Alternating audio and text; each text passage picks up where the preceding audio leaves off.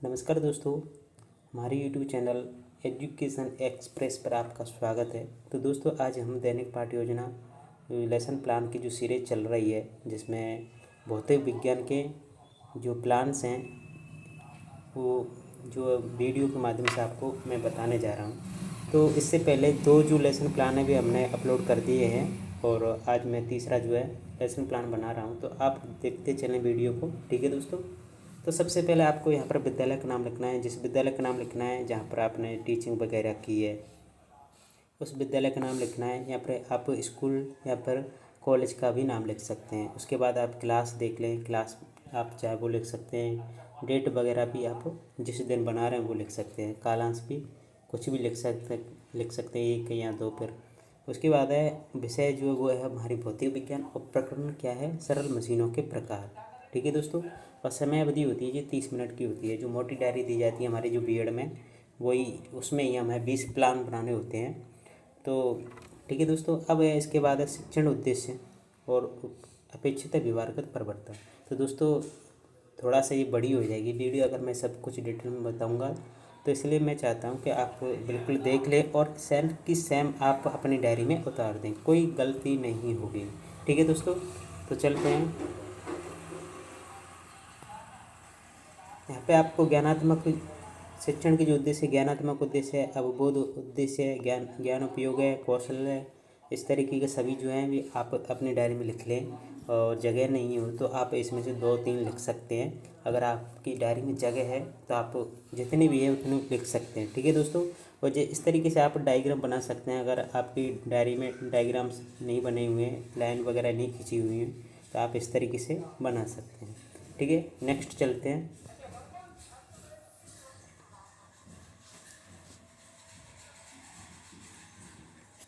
कुछ ये हैं उद्देश्य, अभिरुचि है और अभिवृत्ति है, इनको भी आप लिख सकते हो। उसके बाद है शिक्षण सहायक सामग्री, जिसमें लपेट फलक है, चौक है, डस्टर है, संकेतक है, समस्त कक्षा उपयोगी शिक्षण सहायक सामग्री है। पूर्व ज्ञान भी लिखना है आपको, छात्र मशीनों के प्रकारों के विषय में सामान्य जानकारी रखते हैं। इस तरीके से आपको बिल्कुल ये लिखना है, ठीक है। उसके बाद है हम प्रस्तावना, हम क्या पढ़ाना चाह रहे हैं उसके बारे में हमें प्रस्तावना भी तो निकालना होगा। तो छात्रों से हम कुछ प्रश्न करेंगे, जिसमें पहला है वाहनों में किसके उपयोग द्वारा गति होती है, तो बच्चे आंसर देंगे पहिया द्वारा। दूसरा है पहिए का उपयोग वाहनों में क्यों किया जाता है, गति आसान बनाने के हेतु।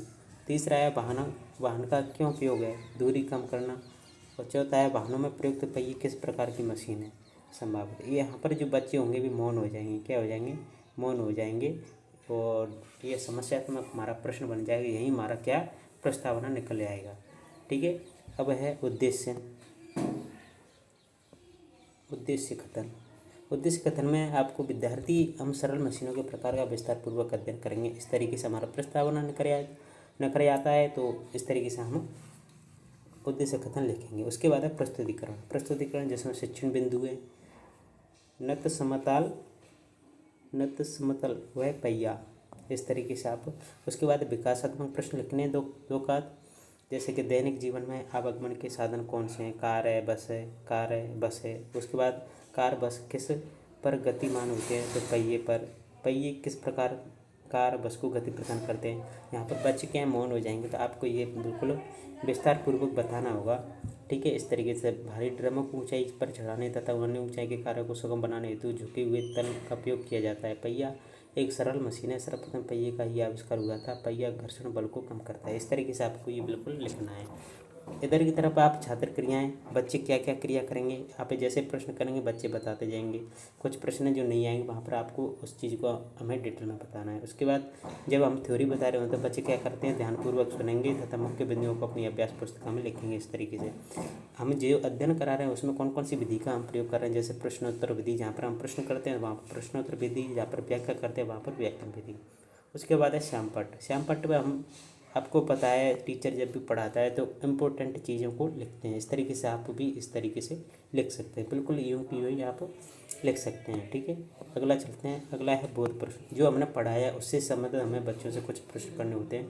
नत समतल का उदाहरण दीजिए, घरों में काम आने वाली सीढ़ी। प्रश्नोत्तर प्रविधि इसमें प्रयोग किया है। चलते हैं नेक्स्ट पेज पर।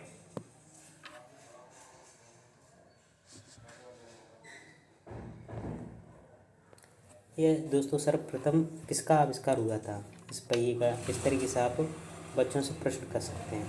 ठीक है, ये आपका एक उद्देश्य हो गया, शिक्षण बिंदु हो गया। दूसरा है उत्तोलक व घिरनी। इस तरीके से आपको बिल्कुल सेम ही लिखना है, सेम आप लिखते चलें ऐसे ही।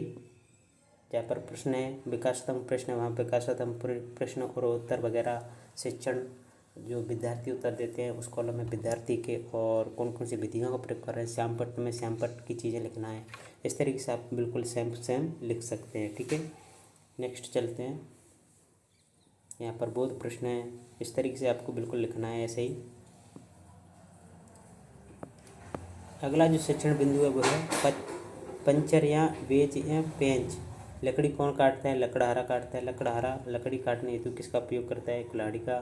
कुल्हाड़ी किस प्रकार की मशीन है, संभावित। इस तरीके से आप इसको भी आप सेम लिख लेना है, आपको लिखना है। ठीक है, इसी तरीके से हमारा जो एक लेसन प्लान है वो पूरा हो जाएगा। ठीक है, इस तरीके से आपको लिखना है। ज़्यादा से ज़्यादा 3 या 2 शिक्षण बिंदु होने चाहिए। अब इसमें हमारे 3 हो गए।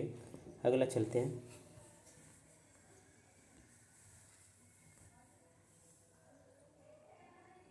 उसके बाद भी आपकी डायरी में इस तरीके का जो है जो पेज होगा जिसमें मूल्यांकन प्रश्न है, झुका हुआ तल कहलाता है। इस तरीके से आपको ये प्रश्न यूँ की यूँ आपको लिखने हैं उस डायरी में। उसके बाद गृहकार्य सरल मशीनों के प्रकारों का वर्णन, इस तरीके से आपको बिल्कुल ये लिखना है। तो दोस्तों ये हमारा एक लेसन प्लान कंप्लीट हो गया है और उम्मीद करता हूँ कि इस वीडियो से आपको बिल्कुल मदद मिलेगी। तो वीडियो अच्छी लगी हो तो प्लीज़ चैनल को सब्सक्राइब कर दें और वीडियो को लाइक कर दें और ज़रूरतमंद लोगों तक ज़रूर शेयर करें। ठीक है, ऐसे ही मैं कोशिश करूँगा सभी लेसन प्लान, फिजिक्स के लेसन प्लान अपने यूट्यूब चैनल पर अपलोड करने की। ठीक है, तो मिलते हैं अगली वीडियो में, तब तक के लिए धन्यवाद।